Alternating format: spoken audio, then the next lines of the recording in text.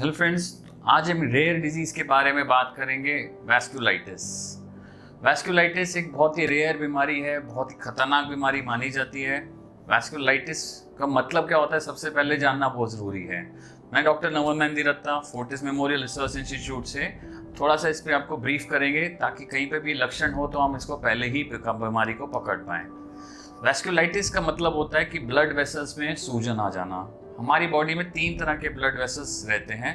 Arteries होती हैं जिससे हम कई बार ब्लड प्रेशर भी नापते हैं।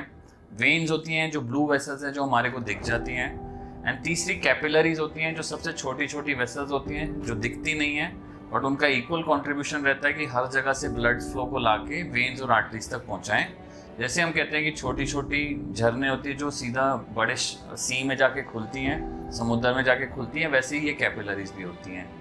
तीनों ब्लड वेसल्स के अलग अलग प्रकार के वैस्कुलाइटिस हैं और तीनों ब्लड वेसल्स के वैस्कुलाइटिस इक्वली लाइफ थ्रेटनिंग होते हैं कि जानलेवा हो सकते हैं अगर हमने इसको टाइम पर डायग्नोस नहीं किया। सबसे पहले हम थोड़ा सा आर्टरीज के बारे में बात करेंगे। इंडिया सबसे कॉमन कंट्री है जिस बीमारी को हम कहते हैं टकायासु आर्थराइटिस, जो एक लार्ज वेसल आर्थराइटिस होता है। लार्ज वेसल्स में भी मतलब जो हमारा मेन आयोटा होता है उसके सारी ब्रांचेस होती हैं। आयोटा एक सेंट्रल गवर्नमेंट की तरह है जहाँ से सारे धीरे धीरे हमारी छोटी छोटी सप्लाई हर जगह जा रहा होता है। उसके अंदर जब सूजन आनी स्टार्ट हो जाती है तो हर जगह का ब्लड सप्लाई ख़त्म होता चला जाता है।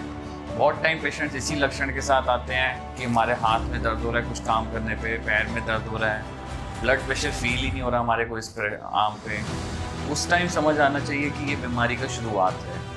तो ये एक बीमारी टकायासु जो इंडिया सबसे कॉमन कंट्री है, जापान के बाद वर्ल्ड में सबसे ज़्यादा लक्षण केसेस यहीं पाए जाते हैं पूरे वर्ल्ड में। दूसरा आर्थराइटिस एक होता है पॉलीमायल्जिया रोमैटिका जो एज 60 के बाद देखा जाता है। इसमें काफ़ी टाइम पेशेंट शोल्डर और हिप पेन के साथ कंप्लेन करेगा कि बहुत टाइटनेस है, सुबह उठ के बहुत जकड़न हो रही है, हेडेक सीवियर हो रहा है, विजन में प्रॉब्लम आ रही है। ये वैसे तो एक वेस्टर्न कंट्रीज की बीमारी ज़्यादा समझी जाती थी, बट अब इस टाइम इंडिया में भी देखा है कि उतने ही नंबर ऑफ केसेस आगे पाए जाते हैं। ये तो हमने लार्ज वेसल वैस्कुलाइटिस या आर्टरीज वाले वैस्कुलाइटिस की बात करी। चलते हैं स्मॉल वेसल वैस्कुलाइटिस या जो हम कैपिलरीज का बता रहे थे।